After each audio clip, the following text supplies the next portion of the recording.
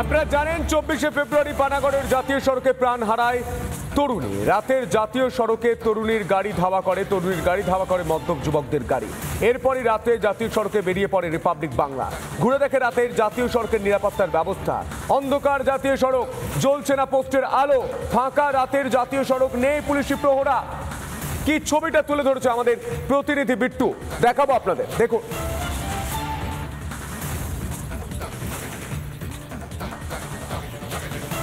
গতকাল আসানসোল চত্বরে যে ঘটনা ঘটেছে তা নিয়ে গোটা রাজ্য এই মুহূর্তে সরব। এক মহিলা তার সম্ভ্রম বাঁচাতে, তার প্রাণ বাঁচাতে গাড়ি এমনভাবে চালালেন যাতে করে তার মৃত্যু হলো। গাড়ি পুরো উল্টে গেল। কিন্তু ঘটনাটা ঘটলো কি করে, নিরাপত্তা কোথায়, সেটা নিয়ে প্রশ্ন বিস্তর। আমি এই চত্বর যেখানে দাঁড়িয়ে আছি সেটা হচ্ছে কাঁকসা পেট্রোল পাম্প এলাকা। এই পেট্রোল পাম্প থেকে গতকাল নিজের গাড়িতে তেল ভরিয়েছিলেন ওই তরুণ। গোটা রাস্তাটা যদি দেখি দূর দূর পর্যন্ত অন্ধকার, আলো একদমই নেই বলা যেতে পারে। কোনো পুলিশি ব্যবস্থা এই মুহূর্তে চাক্ষুষ করতে পারছি না আমরা। যদি সরাসরি দেখি পুরো শূন্য খাঁ খাঁ করছে একটা জাতীয় সড়ক।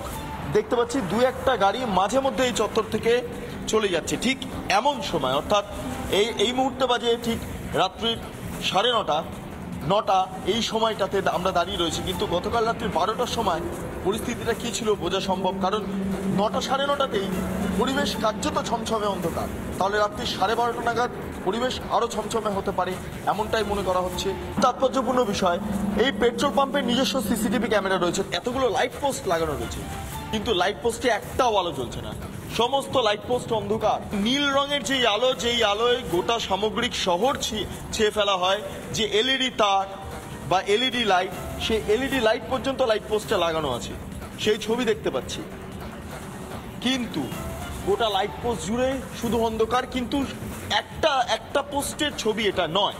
আমরা যদি সারিবদ্ধভাবে দেখি, একের পর এক লাইট পোস্ট সারিবদ্ধভাবে দাঁড়িয়ে রয়েছে রাস্তার দিকে, পুরো রাস্তাটাই অন্ধকার। আমরা ক্রমে বুদবুদের দিকে এগিয়ে যাব। এখান থেকে আর কিছুটা দূরে বুদবুদ, এবং সেখানে নিরাপত্তা ব্যবস্থাটা কি সেটা চাক্ষুষ করবে। যেই হাইওয়ে চত্বর ধরে আমরা এগিয়ে যাচ্ছি বুদবুদের দিকে, সেইখানের ছবিটা যদি দেখি, কোথাও আলো কোথাও অন্ধকার।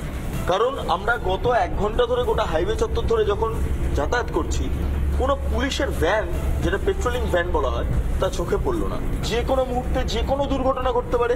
আমাদের গাড়ি এগিয়ে চলছে বুদবুদের দিকে, যেখানে দুর্ঘটনা ঘটেছে পানাগড় রাইস মিল, সেই চত্বরে আমরা এগোচ্ছি, এবং আলো আধারির মাঝে একটা পর্যন্ত পুলিশ ভ্যান এখনো চোখে পড়ল না। ফলে এই হচ্ছে রাত্রেবেলা পুলিশি নিরাপত্তা হাইওয়ে জুড়ে, জাতীয় সড়ক জুড়ে। যদি এমনটাই চলতে থাকে তাহলে এর ভবিষ্যৎ কোন দিকে যে এগোতে পারে তা নিয়ে প্রশ্ন বিস্তর। মুখ্যমন্ত্রী মমতা বন্দ্যোপাধ্যায় বলছেন যে এই মুহূর্তে ভাইরা বোনেদের এবং বোনেরা ভাইদের রক্ষা করবে। অর্থাৎ একবারও বলছেন না যে পুলিশ বোন ভাই উভয়কেই রক্ষা করবে। সমস্তটা কি নাগরিকের দায়িত্ব? গোটা রাস্তাটা আমরা প্রায় হেঁটে এলাম, বিভিন্ন জায়গায় গাড়ি করে আমরা ঘুরলাম, কিন্তু একটা জায়গায় পুলিশ পেট্রোলিং দেখা যাচ্ছে না। রাতের অন্ধকারে পুলিশের দেখা নেই, হাইওয়েতে পুলিশের দেখা নেই, পেট্রোলিং গাড়ি নেই, কিন্তু পুলিশের দেখা কোথায় আছে ছবিটা দেখুন। নিরাপত্তাহীন রাত্রে জাতীয় সড়ক, দেখা নেই পুলিশের, অথচ অন্ধকারে ট্রাক দাঁড় করিয়ে চলছে তোলাবাজি। পেট্রোলিং এর বদলে তোলাবাজিতে ব্যস্ত পুলিশ। রিপাবলিক বাংলাকে জানালেন এক ট্রাক চালক। এই মুহূর্তে সেই ছবি দেখতে পাচ্ছেন। कभी पैसा लेते हैं आपके कभी रास्ते में रुका के लेते हैं लोग। क्यों रुका था? क्यों? बस वही एंट्री चाहिए। कितना पैसा लेते हैं? वही 100, 200, 300 जैसा। ऐसा तो आप लोग दे देते हो? देना पड़ता है। रुका लिए लोग तो बोलेंगे ये कागज दिखाओ, वो कागज दिखाओ, फोकट का कागज वो सब ओके रहता है। लेकिन कभी जैसे कोई गाड़ी है, किसी को छोटा गाड़ी है, जो बड़ा गाड़ी है, सबको रुका के बोलेंगे नहीं क्या नाम है 100-200 दो जाओ। 100-200 দাও আর যাও, মানে 100-200 টাকা দিন, যা পারবেন দিন, দিয়ে যান। তোলাবাজি হচ্ছে পুলিশের। ছবিটা দেখুন, হাইওয়েতে চলন্ত গাড়িতে তোলাবাজি করছে পুলিশ। নানা ধরনের কন্টেন্ট দেখার জন্য লাইক করুন, শেয়ার করুন আমাদের ফেসবুক পেজ, সাবস্ক্রাইব করুন আমাদের ইউটিউব চ্যানেল।